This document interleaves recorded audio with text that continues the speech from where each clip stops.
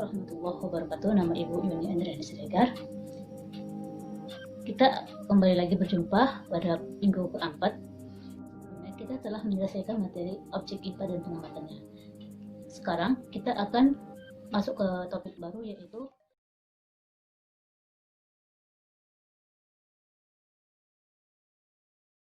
menghitung massa dan besaran turunan. Tujuan pembelajaran kita ialah siswa mampu membaca hasil pengukuran massa dengan menggunakan neraca. Kedua, mampu menyebutkan macam-macam besaran turunan. Ketiga, mampu membedakan besaran pokok dan besaran turunan. Agar belajar melalui online ini dirahmati oleh Allah Subhanahu wa Ta'ala. Belajar berdoa dapat dimulai dari rumah masing-masing. Berdoa. Oke, kita kembali melanjutkan pelajaran kita dari pelajaran sebelumnya, yaitu menghitung panjang dengan menggunakan alat yaitu mikrometer sekrup yang telah dijelaskan oleh Bapak Syahrul. Sekarang kita masuki materi selanjutnya, yaitu mengukur massa dengan menggunakan alat neraca. Pada gambar yang ditunjukkan ini adalah neraca Ohaus, di mana dalam melakukan pembacaan hasil pengukuran massa dari neraca ini ada beberapa tahapan. Langkah pertama ialah mengkalibrasikan neraca hingga posisi lengan mendatar saat semua beban geser di angka 0 dengan cara memutar akrup kalibrasi. Akrup kalibrasi itu di daerah sini. Kemudian langkah selanjutnya ialah meletakkan benda atau bahan yang akan kita ukur massanya di piring beban. Piring beban adalah yang di sini yang saya tunjukkan. Langkah ketiga ialah menggeser beban hingga dalam keadaan setimbang. Nah, dalam menggeser beban ini kita menggeser dari beban yang paling besar, yaitu beban ratusan, kemudian beban puluhan dan beban satuan. Kemudian langkah keempat yaitu membacakan hasilnya dan dijumlahkan. Kemudian besaran pokok selanjutnya itu adalah waktu, di mana waktu itu adalah satuannya sekon. Kemudian alat yang digunakan itu stopwatch. Mungkin sebagian besar sudah mengetahui tentang alat ukur yang di waktu ini. Nah, antara perbedaan massa dan berat, yaitu pada minggu pertama rata-rata ada yang jawab berat, tapi tidak semua juga ada yang jawab massa. Nah, perbedaan massa dan berat ini kita bisa lihat dari satuannya. Satuan dari massa itu ialah kilogram, sedangkan satuan dari berat adalah newton. Penggunaan alatnya pun juga berbeda antara massa dan berat. Nah, ini dia neraca, jenis neraca. Dimana kalau untuk menghitung massa itu dia ada neraca Ohaus, ada neraca dua lengan dan sejenisnya. Kemudian untuk menghitung berat itu adalah neraca pegas. Neraca pegas yang digunakan adalah alat yang seperti saya tunjukkan yang ini. Untuk menghitung massa dengan neraca Ohaus bisa kita lihat video berikut ini. Saksikan ya. Dalam percobaan menentukan massa benda dengan menggunakan neraca Ohaus, didapat data seperti yang ditunjukkan gambar berikut. Dari data tersebut, dapat disimpulkan bahwa benda yang diukur mempunyai massa. Nah, seperti halnya timbangan, neraca Ohaus adalah alat ukur massa. Hanya saja, kemampuan ukur alat ini tidak terlalu besar, sehingga neraca ini biasa digunakan untuk mengukur massa dari benda-benda yang tidak terlalu berat.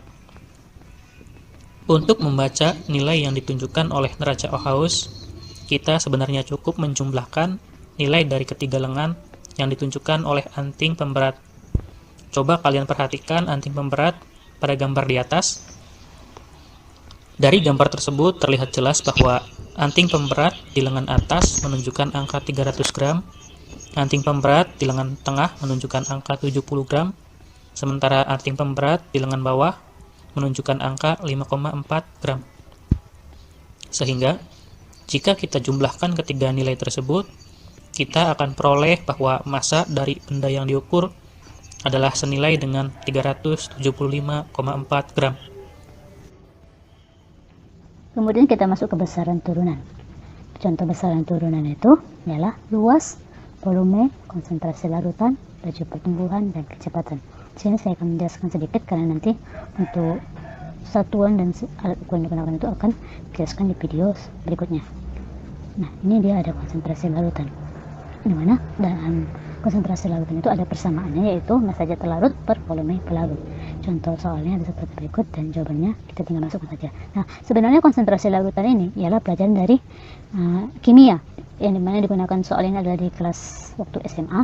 Cuman untuk mengetahui dari besaran turunan ini, konsentrasi larutan ini kita dapat dari jumlah zat. Mana tadi jumlah zat itu satuannya adalah mol, sedangkan konsentrasi larutan ini satuannya adalah molaritas, yaitu gram per mili. Konsentrasi larutan ini kita dapat dari jumlah zat dibagikan volume. Kemudian yang besaran turunan selanjutnya ialah laju pertumbuhan, di mana rumusnya itu tinggi akhir kurang tinggi awal per waktu. Kita masukkan contoh soalnya, dan laju pertumbuhannya itu tinggi akhir kurang tinggi awal per waktu. Tinggi akhirnya berapa? 4, tinggi awalnya 2. Berapa waktu yang digunakan? Yaitu 2 minggu. Jadi hasil laju pertumbuhannya 1 meter per minggu. Oke, kita masuk ke tugas. Dalam menghitung jumlah massa dari hasil pembacaan untuk soal nomor 1, itu kita lihat dari yang segitiga ke bawah yang warna merah, yang itu dihitung ya. Nah, untuk menghitungnya itu kita bisa hitung dari ratusan, puluhan, dan satuan. Kemudian langkah kedua ialah membuat skema besaran pokok dan besaran turunan berikut dengan satuan dan alatnya. Nah, di sini sekreatif mungkin siswa membuat, bisa dalam bentuk tabel atau dalam bentuk peta konsep, dan pokoknya semenarik yang dapat memahami siswa. Oke, kumpulkan ke guru-guru masing-masing kelas dan diharapkan tepat waktu, karena waktu adalah bagikan emas. Semakin kalian siswa menghargai waktu, maka hasil yang didapat pun akan semakin maksimal. Guru IPA untuk kelas 71 dan 72 ada Ibu Respi dengan kode classroom. Kemudian 73 dan 74 ada Ibu Yuni. Kemudian untuk 75 sampai 79 ada Bapak Syahrul Harahap. Oke, terima kasih. Kita lanjutkan dengan video.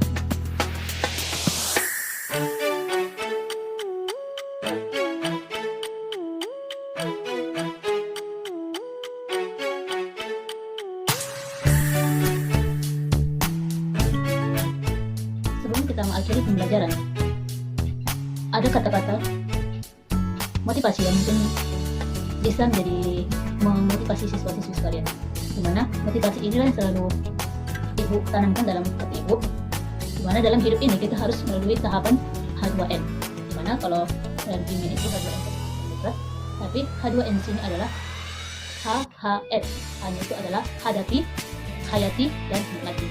Maksud dari motivasi ini adalah kita harus berani menghadapi segala sesuatu yang akan terjadi. Setelah kita menghadapi hayati setiap proses yang akan kita jalani. Setelah kita menghayati, maka kita akan menikmati dengan sangat tenang.